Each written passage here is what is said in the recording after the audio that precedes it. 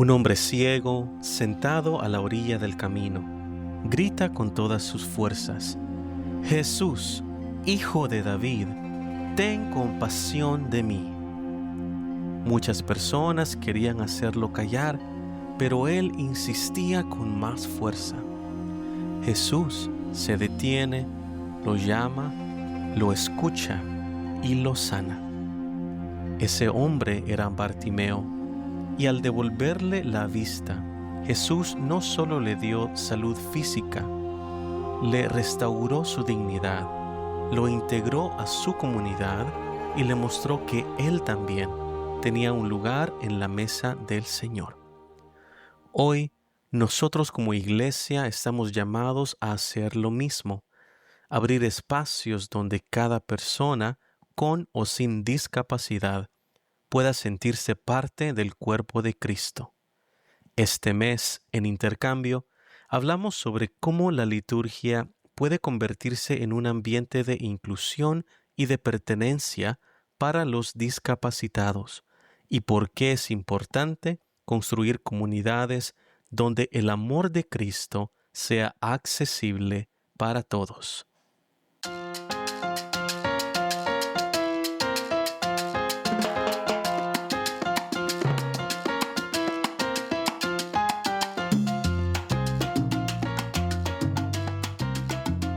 Bienvenidos a Intercambio, un espacio para conversar acerca de música, liturgia, fe y todo lo que esta jornada ministerial conlleva. Soy su anfitrión, Julio de León. El día de hoy tenemos el placer de tener con nosotros a Ana Barraza. Ana Barraza es autora, conferencista internacional, maestra titulada en Educación Especial y certificada como maestro catequista, evangelizador y emprendedor digital católico. Actualmente coordina el Ministerio para Católicos con Discapacidades en la Diócesis de Sacramento, así como el programa adaptativo de su parroquia en St. Clair. Ana es también la creadora de Catholicus.info, un emprendimiento católico que facilita el encuentro con Jesús y promueve la inclusión de personas con discapacidad. Por último, pero no menos importante, Ana sirve como dirigente del coro parroquial bilingüe de su comunidad St. Lawrence. Ana, nos da mucho gusto que hayas aceptado la invitación a compartir con nosotros en este espacio. Bienvenida a Intercambio. Pues muchas gracias, Julio, por esta invitación tan bonita. Estoy bastante emocionada de estar aquí compartiendo contigo y con todos los que van a escuchar esta grabación después. Ana, para empezar y despejar dudas, quisiéramos saber, ¿no? Tengo esa duda yo, y imagino que muchos de los que nos escuchan también. ¿Qué realmente significa ser maestra en educación especial? ¿En qué consiste, si nos puedes compartir, el trabajo de una persona formada en este campo de la educación como lo eres tú? Sí, claro, sí, esa es una de las preguntas, así como que cada persona se hace de vez en cuando y pues como educadora de estudiantes. De educación especial abarca todas lo que se llaman excepcionalidades. O sea que todo se define a base del coeficiente intelectual. Entonces abarca a los estudiantes que tienen alto coeficiente intelectual o bajo coeficiente intelectual. Y nuestro trabajo es proveer esa educación que los haga salir adelante como estudiantes. Entonces, siendo que a veces los niños pues que son genio no ponen atención porque se aburren en las clases, nosotros proveemos esos servicios y esa educación para hacerlo que salga adelante como estudiante. Lo mismo con los estudiantes que tuvieran retos para aprender, nosotros proveemos esos servicios para poderlos enseñar y aprender a su paso y pues eventualmente que se gradúen. Gracias por aclararnos, ¿no? Nos da un buen punto de partida para comprender mejor tu perspectiva como educadora y lo que vamos a platicar en este diálogo. Y hablando de este campo también, Ana, surge una distinción clave que yo tengo entendido, am, que es en el ámbito de discapacidades existen las visibles y las invisibles. ¿Podrías a grandes rasgos darnos algunos ejemplos de cada una y explicar brevemente cómo se manifiestan? Sí, a mí me gusta hablar bastante de eso, de las discapacidades visibles e invisibles. Y algo para clarificar antes de seguir adelante es que en el ámbito educativo se usa la palabra excepcionalidad y en la Iglesia católica se usa el término discapacidad para dirigirnos a las personas con discapacidad. Mm, Entonces, a mí me gusta dar esos dos puntos de vista, pues porque soy educadora y también porque soy católica. Entonces, una discapacidad visible es la que literalmente se ve, la puedes ver en esa persona. Usualmente es algo físico y se nota porque quizás tengan una silla de ruedas o porque caminan de cierta manera o porque, por ejemplo, las personas ciegas, ¿verdad? Quizás usan lentes oscuros. Pero de esa misma forma, a veces esas discapacidades visibles se vuelven invisibles porque estamos tan acostumbrados, por ejemplo, a ver alguna silla de ruedas, que se nos olvida que la persona que tiene la silla de ruedas es una persona. Entonces, que no está en una silla de ruedas porque, bueno, tiene que pasar, sino que qué es lo que está pasando y qué discapacidad tiene que necesita esa silla de ruedas. Entonces, se vuelve esa discapacidad visible, se vuelve a veces invisible de esa forma. Pero así ya lo más común, las discapacidades invisibles. A mí me gusta hablar mucho al respecto de ellas porque a veces no nos ponemos a pensar en eso. Por ejemplo, alguna persona que tenga una enfermedad crónica o una enfermedad rara, de esas que es uno en 1 millón, pero se da esa enfermedad, nos, ¿cómo se ve esa persona? Pues quizás se vea como tú y como yo. O por ejemplo, alguien que tenga una discapacidad de aprendizaje en matemáticas, por ejemplo. Al hablar con esa persona, tú no vas a saber que tiene una discapacidad. Entonces, esa sería la discapacidad invisible. O, por ejemplo, el autismo, ¿verdad? Como usualmente uno piensa, esos son los niños que nada más están moviendo o tienen sus audífonos, pero en realidad hay personas que tienen autismo que se ven como tú y como yo.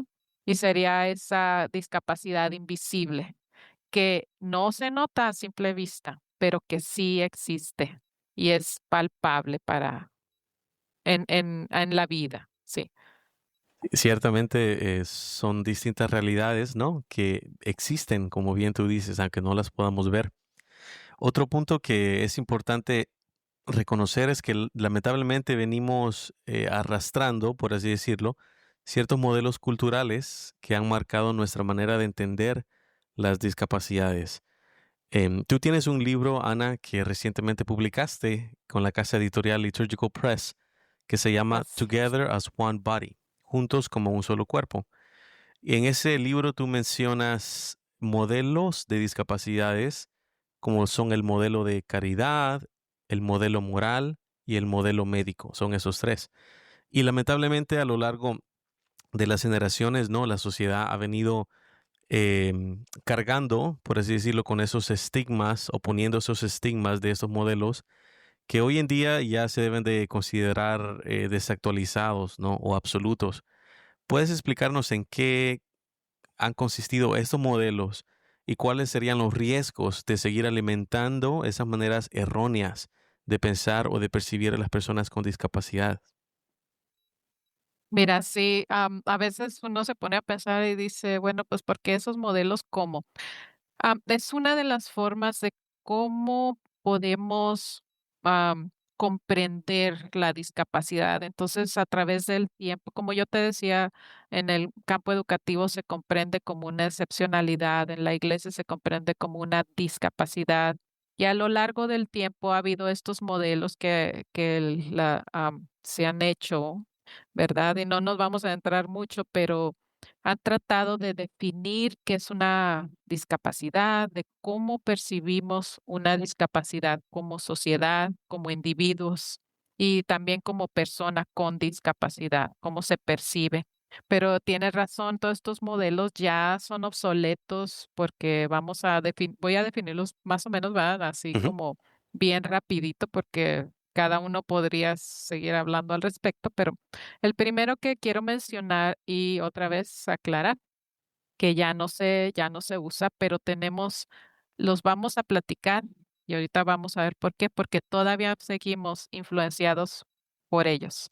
Y sí, es dependiente. Entonces, el modelo de caridad am, considera a la persona como si la persona tuviera un problema, la persona con discapacidad tuviera un problema y nosotros que no tenemos una discapacidad, hay que ayudarlos, hay que resolver sus problemas, pobrecitos, cómo sufren por estar en una silla de ruedas. Así se percibe. Entonces, ves el problema de, o sea, yo te voy a ayudar porque tú me necesitas. Es casi como esas obras que hacías en el grupo de jóvenes, ¿verdad? Que ibas a buscar, oh, ¿dónde están las viudas? ¿Dónde están los huérfanos? ¿Huérfanos? ¿Dónde están? Así se ve este modelo. Ay, pobrecitos, cómo sufres. No, nosotros ya no consideramos eso, porque eso no le da dignidad a nadie, ¿verdad? A mí no me gustaría que me dijeran, ay, pobrecita, es mexicana, ¿cómo le hiciste con el inglés? ¿Cómo? ¿Qué?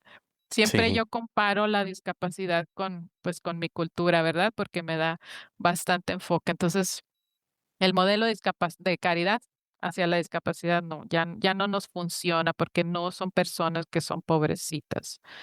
El siguiente modelo es el modelo moral, y ese ve a la discapacidad como si fuera o una señal de fe o una señal de vergüenza. ¿Cómo es eso?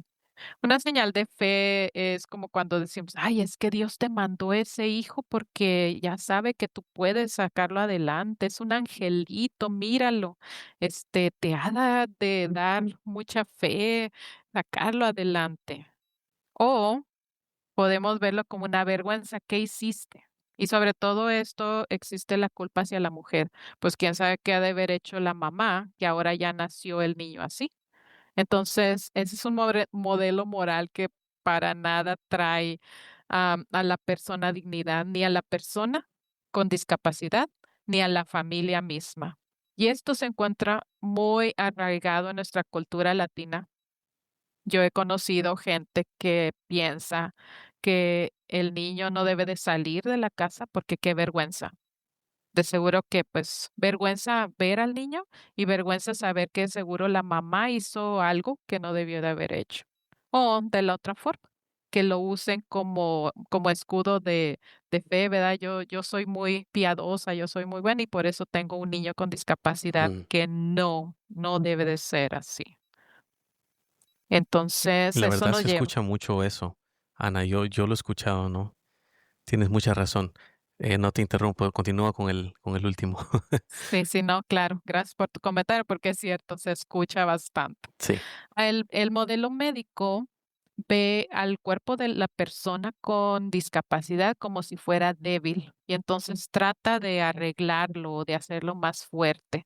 Y ese es el modelo que de seguro vemos, sobre todo aquí en Estados Unidos, ¿verdad? Con las aseguranzas que, bueno, si tiene esto, entonces hay que hacerlo que haga terapia para que esté más fuerte. Y no estoy diciendo que las terapias no funcionan, sino que es una forma, una mentalidad que ve, ok, pues si tú comes de esta forma, entonces vas a arreglarte, ¿verdad? Pero hay discapacidades que no se van a arreglar por hacer ejercicio o por hacer algo, sino simplemente son. Por ejemplo, la hipotonía es es una debilidad en los músculos. Entonces, por más de que hagas ejercicio, no vas a ser más fuerte. Nada más tus músculos van a estar así como ya están, débiles. Quizás puedas aprender a cargar mejor las cosas, pero si con hipotonia haces demasiado ejercicio, puedes dañar los músculos. Entonces hay que tener ese cuidado. Conllevan los tres modelos un riesgo, porque a nosotros como católicos se nos puede olvidar que esa persona con discapacidad es ante todo y primeramente persona, con discapacidad, pero persona, hija de Dios, hijo de Dios, con una dignidad que Dios le ha dado y no definida porque pobrecito el angelito o hay que arreglarlo. así es, Ana. entender esos modelos que bien tanto han influido, como tú dices, se han filtrado, ¿no? Fuertemente en la comunidad hispana a través de todo, a través de lo que nos alimenta la televisión, ¿no? Los shows, lo que se dice, lo que se maneja en el lenguaje coloquial, incluso. Es un tanto lamentable, ¿no? Pero con lo que nos quedamos ahorita que tú nos explicaste eso es que ya que los entendemos, ya que tú nos aclaras de qué se trata cada uno, eso nos ayuda a no perpetuar o a no repetir, ¿no? Esta manera un tanto errónea de ver a las personas con discapacidad. Y ahora, bueno, vamos a ir desarrollando muchas partes de este tema, ¿no? Y me emociona mucho, ¿no? A lo largo de nuestra conversación, en los diferentes puntos que vamos a ir tocando. Y quisiera que hiciéramos ahora la transición a lo que es la vida de la iglesia, ¿no? Ya mencionaste tú un poquito esas distinciones, ¿no? Entre la iglesia y lo secular en cuanto a terminología y otras cosas. Nos encontramos con una propuesta hoy en día pastoral muy concreta que ha ido tomando fuerza en distintas comunidades, las llamadas misas con adaptaciones sensoriales, ¿no? Y dirigiendo nuestra atención a lo que es otra vez la vida eclesiástica. ¿Podrías compartirnos en primer lugar qué es una misa con adaptaciones sensoriales? ¿Cuáles son los elementos que componen a esta misa y de qué manera crean un ambiente que favorece la participación de personas con discapacidad en la liturgia? Así es, sí, esa es una propuesta bastante emocionante porque, mira, a las personas con discapacidad, y no todas, ¿verdad? Pero diferentes discapacidades, sobre todo los niños con autismo, no se pueden estar tan quietos en la iglesia y también la la seriedad de la liturgia a veces no permite a las familias ir juntas a misas porque el niño, o sea, ya no se puede estar, y el autismo no es la única discapacidad, y la hiperactividad también. Hay personas que, y yo lo he escuchado de nuestras familias en St. Clair, que dicen, pues es que yo lo llevaba a misa, pero no se estaba y ahora ya decidimos que no, o sea, yo voy a misa y luego nos turnamos mi esposo y yo, o sea que el niño ya no va a misa. Por años dejan sin ir a misa hasta que más o menos tienen unos 10 11 años, como que ya se calman, los papás se vuelven a animar a llevarlos a la misa. Y ya sabemos que las misas dominicales, si el sacerdote se emociona, hay una homilía bastante larga. Entonces, eso es lo bonito de estas misas con adaptaciones sensoriales, que se crea un ambiente de aceptación para la persona con discapacidad, para el niño ese tan hiperactivo o con autismo o los niños que son muy vocales, ¿verdad? ¿Para qué? Pues para que puedan participar de la misa, de la celebración eucarística con su familia y en la comunidad de fe. Y lo más bonito es que no alteramos la misa ni lo sagrado de la liturgia, eso se queda igualito. Una de las formas más fáciles de entender estas misas con adaptaciones sensoriales es imaginarte la misa o tomar de modelo la misa diaria. La misa diaria, como que ¿cuánto te dura? 30 minutos. Básicamente, ¿por qué? Pues porque usualmente nada más se canta a la mejor el corito al último, de nada más para ya irnos a la casa, cantamos algún corito a Mamá María.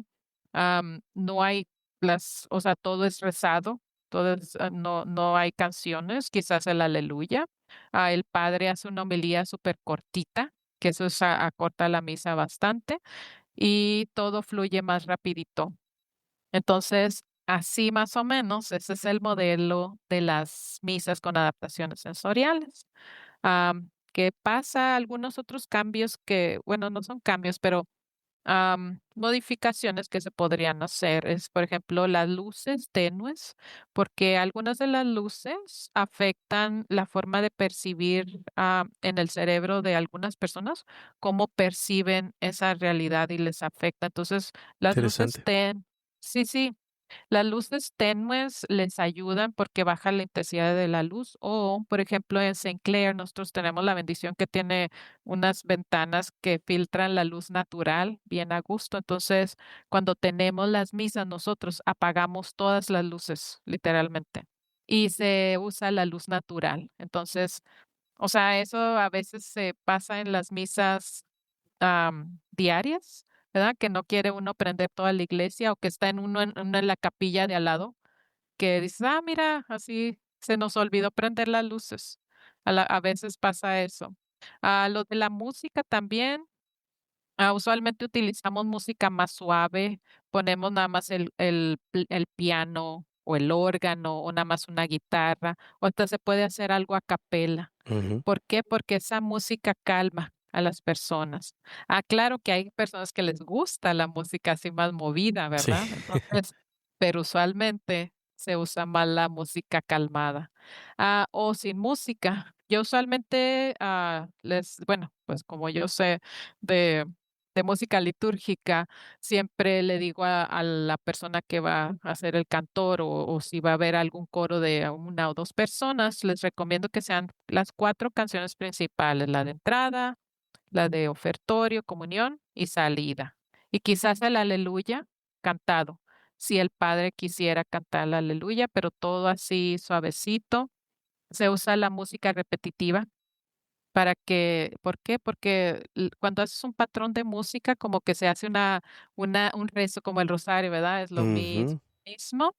También si las personas quisieran memorizarse la canción, pues es más fácil cantar. Por ejemplo, alabaré, ¿por qué pega esa canción? Pues porque nada más dice, alabaré, alabaré, alabaré a mi Señor. Claro. Entonces, todo el mundo la canta por eso, ¿verdad? No usar incienso también se recomienda si es un día solemne, porque el olor del incienso molesta a Mm, veces a algunas personas. Por ejemplo, si a mí me molesta o no me gusta cómo huele el incienso, pues yo ya sé que huele a iglesia, ¿verdad? Yo lo veo así, porque yo puedo procesar eso así. Pero un niño, una persona que no puede procesar todo eso, ¿cómo va a actuar? Va a tener, a hacer un berrinche o va a querer salirse de la iglesia, pero no lo puede decir.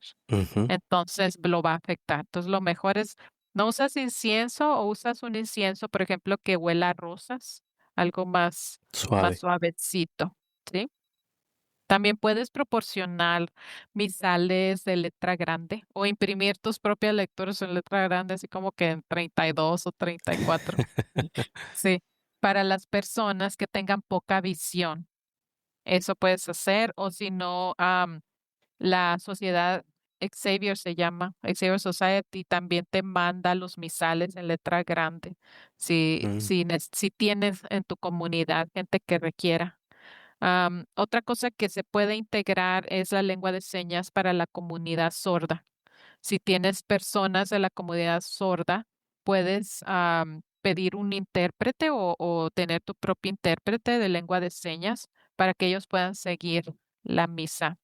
Y algo que casi nadie sabe y siempre me gusta mencionarlo, la comunidad sorda no se considera a sí misma que tenga una discapacidad porque ellos son su propia comunidad, tienen su propia cultura, tienen su propio lenguaje, que es el lenguaje de señas. Ahora, hay personas con discapacidad auditiva que no son parte de la comunidad sorda y entonces pues ellos sí consideran que tienen una discapacidad auditiva. Entonces, eso es algo para recordar.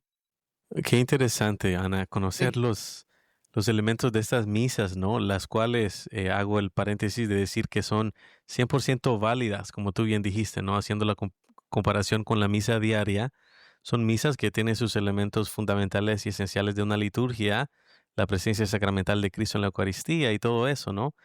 Em, pero tienen esas adaptaciones que permiten a las personas con discapacidad participar de una manera significativa, ¿no? Y, y plena. Am, se trata de fomentar eso, ¿no? Ciertamente un verdadero espacio de acogida para todos. Y como bien así señalas es. tú en tu libro también, Ana, estas Celebraciones no solo permiten que las personas con discapacidad participen, sino que también les dan la posibilidad de servir activamente, lo cual es algo muy interesante. En tu libro tú mencionas, ¿no? Que estas misas sirven para que las personas puedan alabar a Dios, como repito, de una manera significativa, pero que también les dan la oportunidad de servir. ¿Podrías compartirnos, Ana, si tienes algunas experiencias o anécdotas ya en concreto de cómo personas con discapacidad han podido servir en la liturgia? Sí, claro que sí. Pues es algo que tú dices que es muy interesante. Te, te propongo, ¿verdad? Que volvamos al catecismo de la Iglesia Católica, que nos dice que, como cualquier otro católico, a todos se nos anima a participar del ministerio pastoral. Y entonces las personas con discapacidad que ya han recibido sus sacramentos, como tú y como yo, se les invita y se les anima a participar de ese ministerio pastoral. ¿Cuáles son las condiciones? Las mismas para ti, para mí, ¿verdad? Que el ministerio esté disponible, ¿verdad? Que haya espacio para otro miembro y que estén preparados, ¿verdad? Si yo quiero tocar la guitarra y no sé, y yo nada más le sé dar este re, pues ¿puedo tocar la guitarra en el coro o no? Pues todavía no. Tengo yo que prepararme, practicar y cuando yo ya me sepa el ritmo y todo, y el director me diga que sí, entonces ya puedo tocar la guitarra. Quizás nunca vaya a poder yo a tocar la guitarra porque a lo mejor a mí se me facilita más cantar, no sé. O a lo mejor otro ministerio, ¿verdad? Nosotros siempre, casi siempre la gente dice, oh, yo quiero estar en el ministerio de música, pero pues tú y yo sabemos, ¿verdad?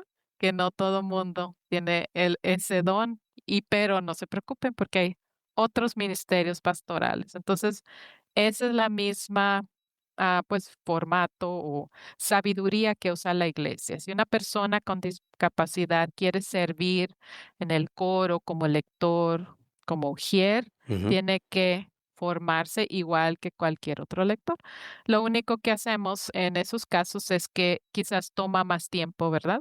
O quizás tengas tú que caminar con esa persona. Y eso me lleva a dar ejemplos de mi ministerio en Saint Clair. Tenemos déjame ver, como hace como unos 4 años que uno de los muchachos se confirmó y entonces él sabe leer muy bien y le dije a la mamá, oye, ¿qué tal si quiere leer en la misa? Y dijo que le iba a preguntar, entonces dijo que sí quería leer, entonces tuvimos que entrenarlo, básicamente ser lector. Yo, en un punto de la vida, yo fui lectora, entonces más o menos tengo algunos, tips que darles. Entonces, decidimos que él iba a leer el Salmo. Entonces, estuvo interesante porque el coro iba a cantar la respuesta del Salmo y él iba a leer los versos. ujú, Entonces, en la hoja que yo le imprimí, le puse coro y luego el coro decía, no sé, el Señor es mi pastor, y luego le puse su nombre y luego lo que él iba a leer. Y así nos la llevamos para que cuando él leyera dijera, oh, aquí es donde a mí me toca leer.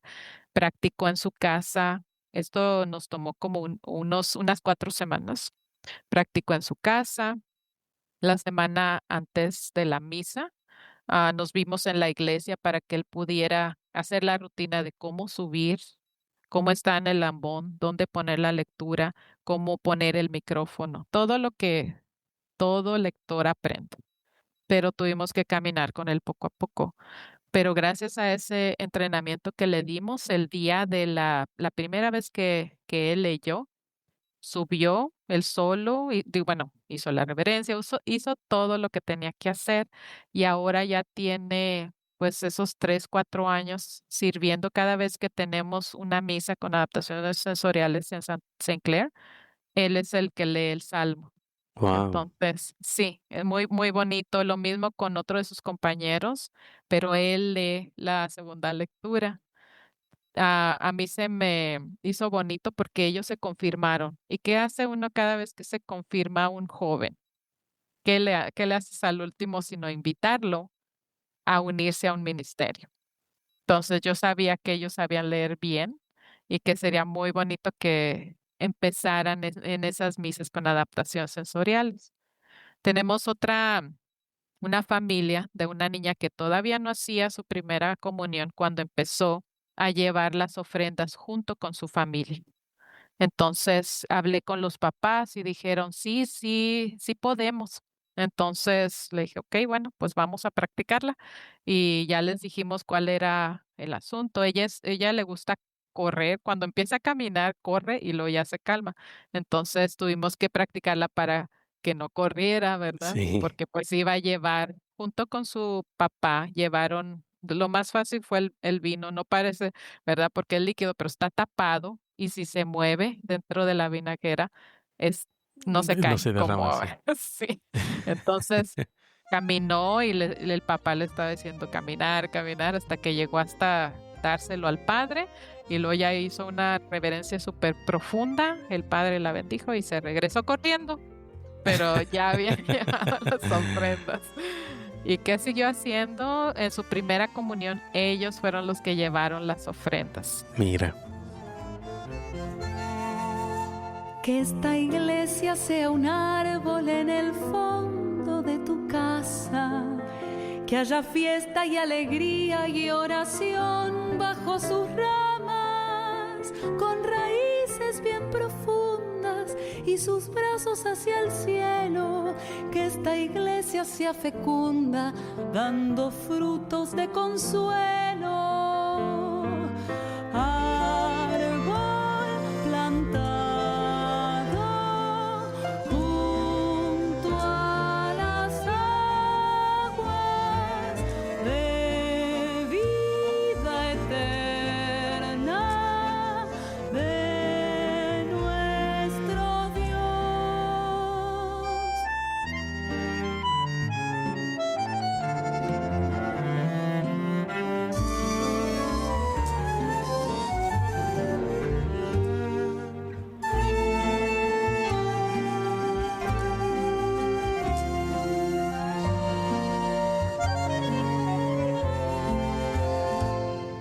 Que esta iglesia también sea como un árbol de la plaza, nido de pájaros libres y refugio del que pasa.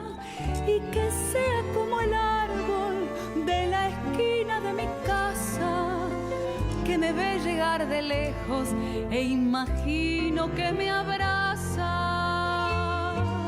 Árbol plantado junto a las aguas de vida eterna de nuestro Dios. Que esta iglesia sea un árbol, oh buen Dios, en donde quieras, pero siempre apuntalado por tu amor y a tu manera, para dar frutos y sombra o entregar nuestra madera. Que esta iglesia que te nombra árbol de la vida sea.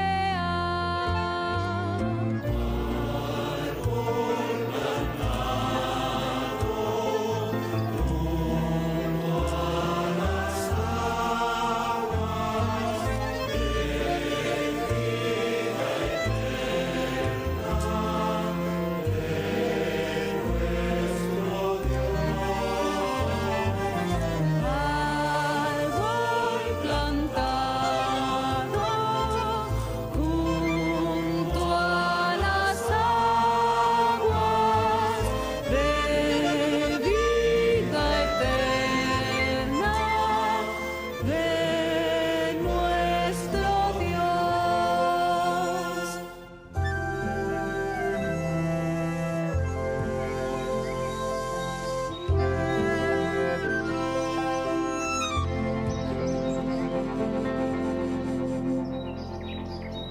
Pero lo bonito es que ellos también dan testimonio de su fe.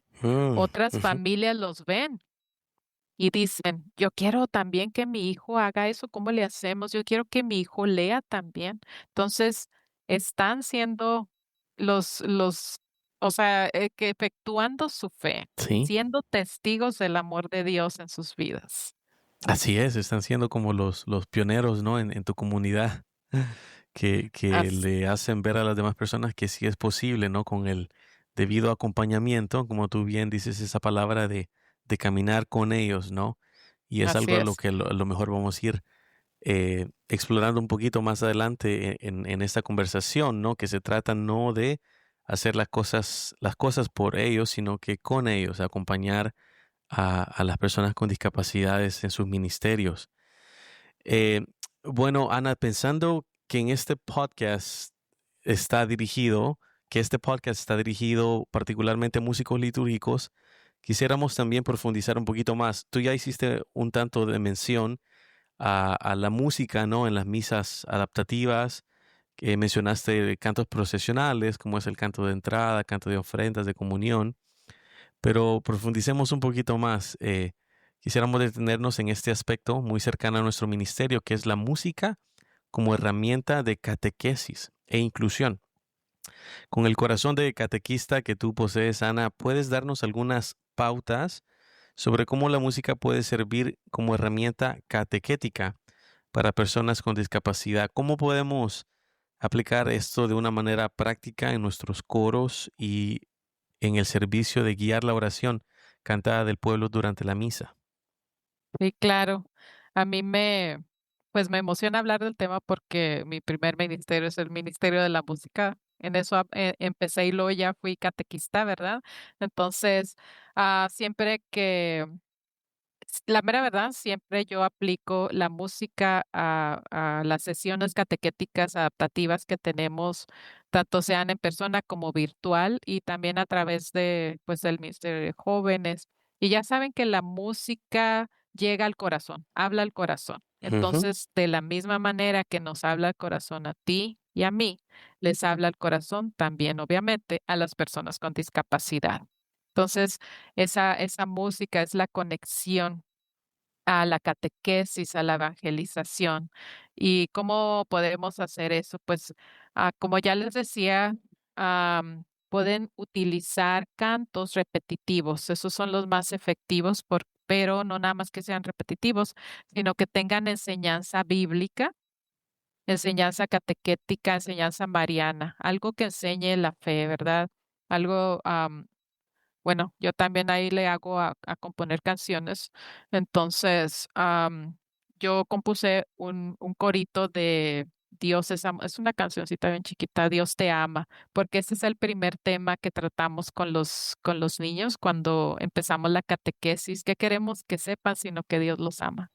Mm. Entonces es una canción repetitiva, Dios te ama mucho, mucho. Dios te ama mucho, mucho. Y tuve una experiencia muy bonita porque siempre la cantamos, ¿verdad? Y como después de unos 3, 4 meses me dijo una de las mamás de un muchachito, me dijo, sí, el otro día él dijo solo, Dios me ama mucho, mucho. Y eso le tocó mucho el corazón a su mamá Mira qué porque lindo. le dije, sí, siempre que ellos dicen mucho, mucho, yo le digo, sí, te ama porque es algo que se va quedando, es un mensaje que se te va quedando, como a ti y a mí se nos queda nadie te ama como yo, ¿verdad? Y te acuerdas, oh sí, soy amado por Dios. Ellos en su memoria espiritual tienen ese amor de Dios porque de Dios venimos y ellos tienen esa memoria y al recordarles con un canto, alguna enseñanza bíblica, a Jesús murió por ti en la cruz. Am, Canto mariano, ¿verdad? Ven con nosotros a caminar, Santa María, ven. Es un canto repetitivo y ellos se lo van memorizando y haciendo suyas las palabras, así como tú y como yo. Entonces, si pueden hacer de esos tipos de cantos repetitivos, ayudaría más y repasarlos hasta que salgan. ¿Alguna otra cosa que de seguro que tienen que agregar? Bueno, todo esto ustedes conocen a sus comunidades, ¿verdad? ¿Qué es lo que funciona? ¿Qué es lo que les gusta? Los ritmos, ahí se los dejo a su discreción, ¿verdad? No siempre tiene que ser suave, a lo mejor su comunidad es así bien alegre y les gusta con tambores y trompetas, como ustedes ya saben, ¿verdad? Algo que funciona es agregar movimiento y pues hay que ser adecuados, ¿verdad? Porque no vamos a estar ahí moviéndonos en el Señor, ten piedad. Pero si se presta el momento, quizás la canción de salida, agregar momentos, digo, movimiento kinestésico, o sea, de manos, Ujú. aplaudir como lenguaje de señas. A mí me gusta también integrar alguna, alguna palabra clave en lengua de señas. Y eso pues ya está un poquito más difícil porque tienes que aprender, pero si hay alguien que sepa lengua de señas, pues hay que utilizar ese recurso parroquial y decir, oye, cuál es la seña de Dios, verdad? Y Ujú. integrarla a la música. Y esa es una forma de empezar a abrir a ese ministerio de música y hacer un servicio más hacia las personas con discapacidad. Ciertamente, Ana, la música es el lenguaje del corazón, como tú bien lo dijiste al inicio de tu respuesta. Y estas pautas que que nos estás dando son muy valiosas, ¿no? Acerca de la música. Creo que todos los que servimos en este ministerio de la música nos damos cuenta del tremendo poder que tiene la música como herramienta evangelizadora, catequética, de unir a los pueblos en una sola voz, en un solo corazón, en un solo latir, ¿no? De un solo ser en alabanza a Dios. Y sí, la verdad que estribillos repetitivos, música que, como bien tú dices, tal vez no solo suave, sino que culturalmente apropiada, ¿no? Depende el sabor musical que le guste a tu comunidad, pues así tú puedes optar por esas opciones. Siempre todo enmarcado en lo que la liturgia también nos pide, ¿no? Como tú bien dices, respetando los momentos litúrgicos que a lo mejor nos piden un poquito más de recogimiento, como es el Señor ten piedad, a las aclamaciones eucarísticas, ¿no? Pero sí, de que hay manera de hacer estas adaptaciones, hay formas, ¿no? De hacerlo.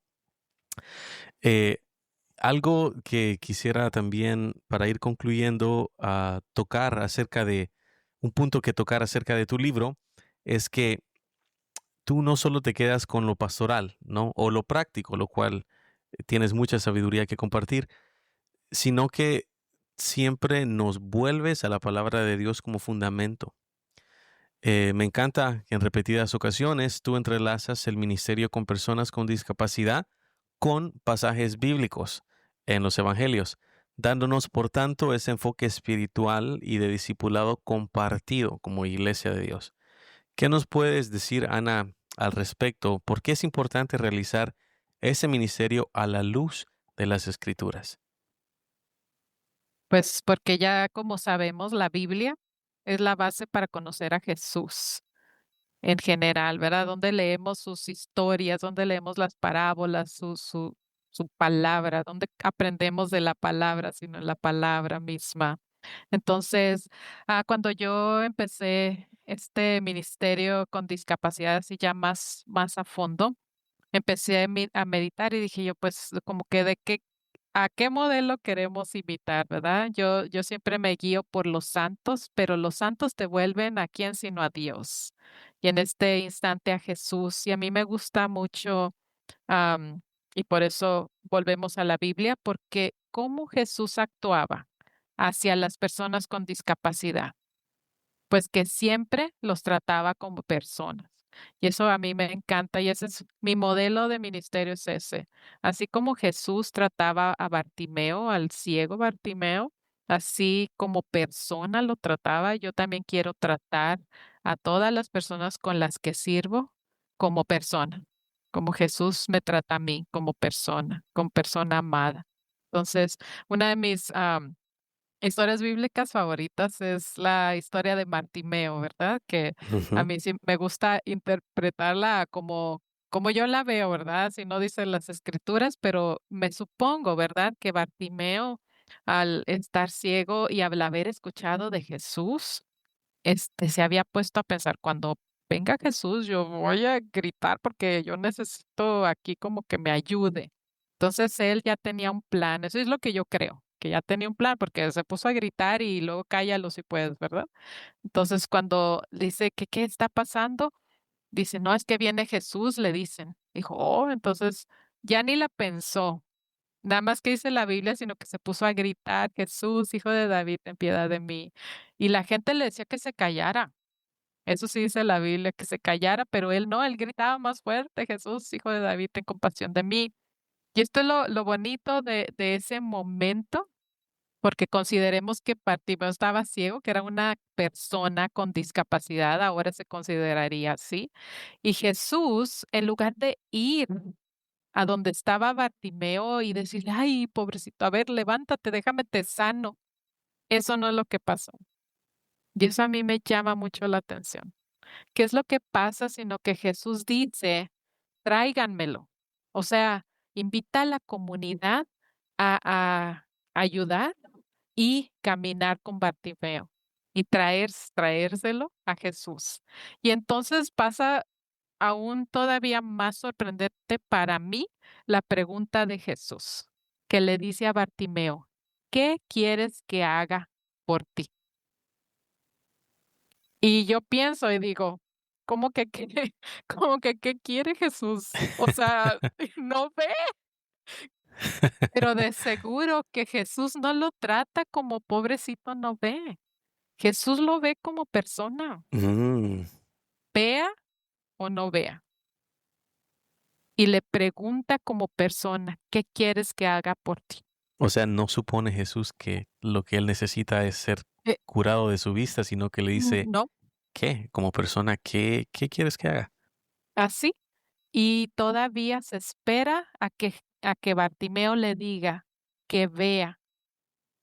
Eso obviamente ya sabemos la historia, le pide que lo sane, que vea.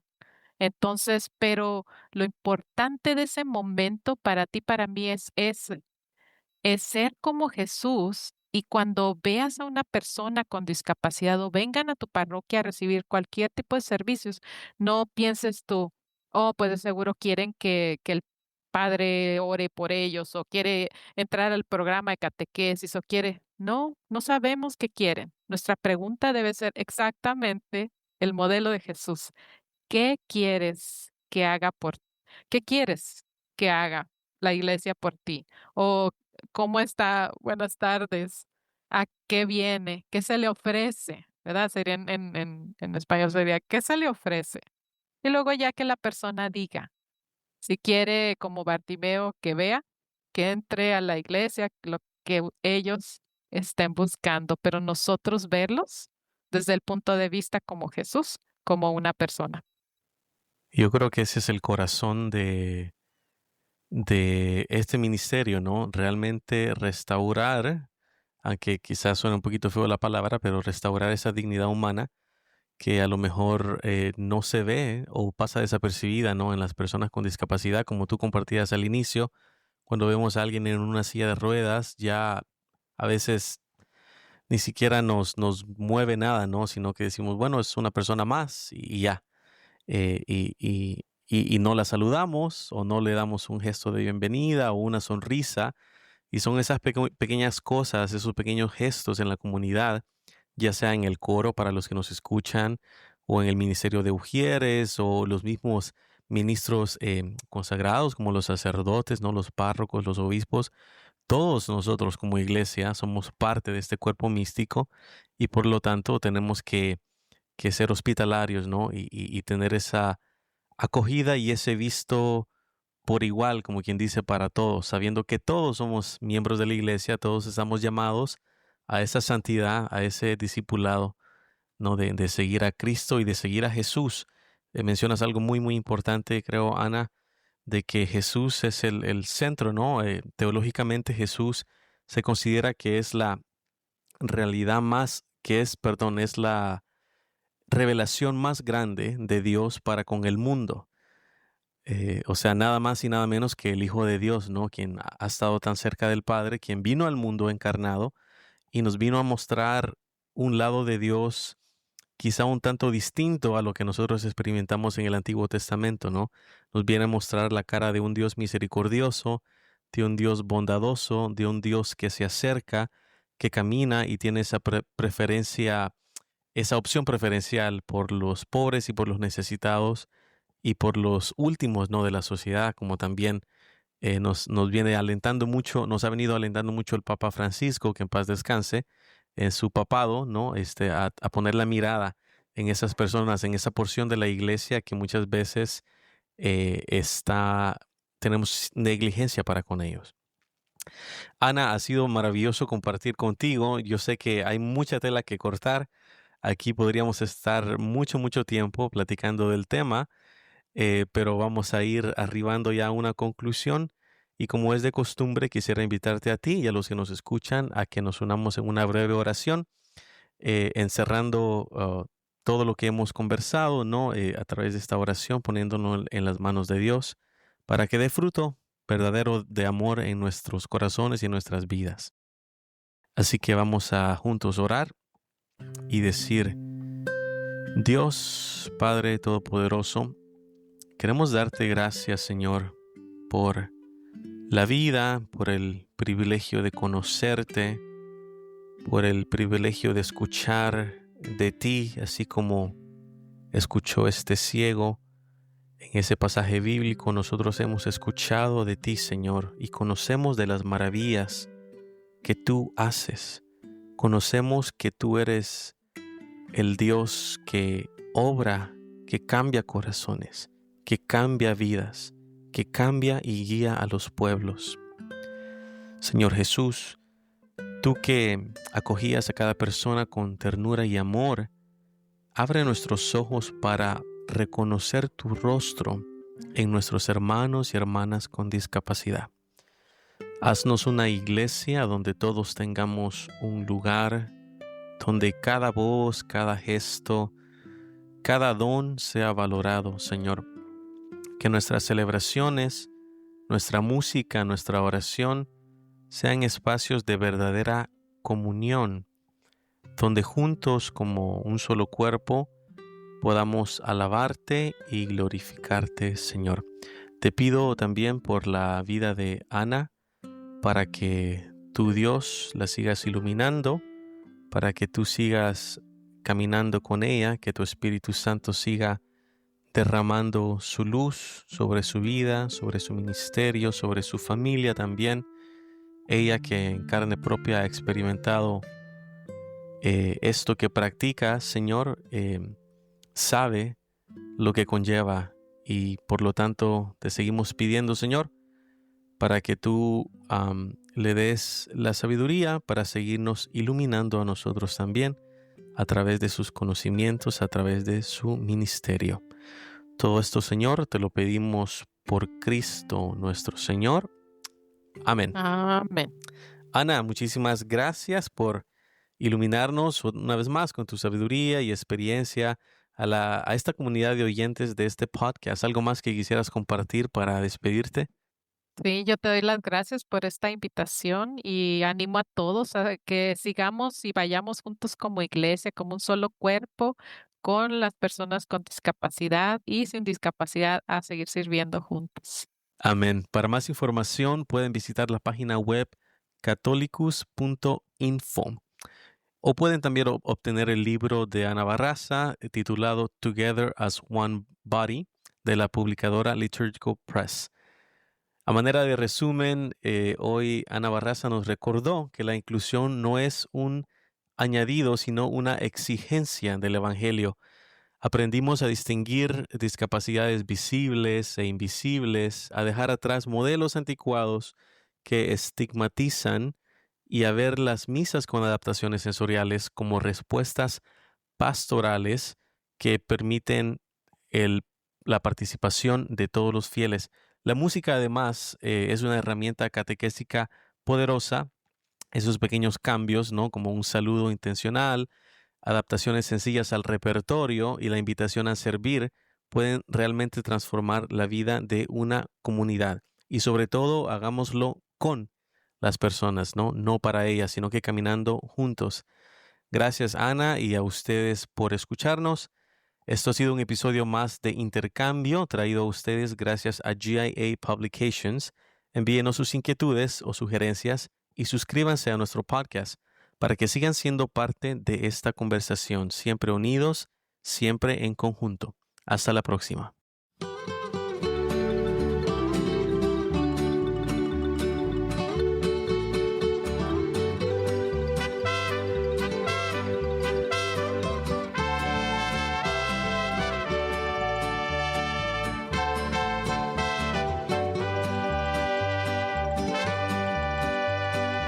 Vamos a la casa del Señor, todos somos necesitados, todos somos invitados a la cena del Señor. Vamos a la casa del Señor, es lo que necesitamos. Hermanos, nos hemos separado de la gracia del Señor. Dios es amor, amor, amor. El que vive en el amor vive en Dios. Dios es amor, amor, amor. El que ama es hijo de Dios. Vamos a la casa del Señor a darle gracias a Dios. Hermanos, que no se nos olvide las maravillas del Señor. Vamos a la casa del Señor a darle alabanzas a Dios, a darle la paz a tu hermano y pedirle su perdón. Dios es amor, amor, amor. El que vive en el amor vive en Dios. Dios es amor.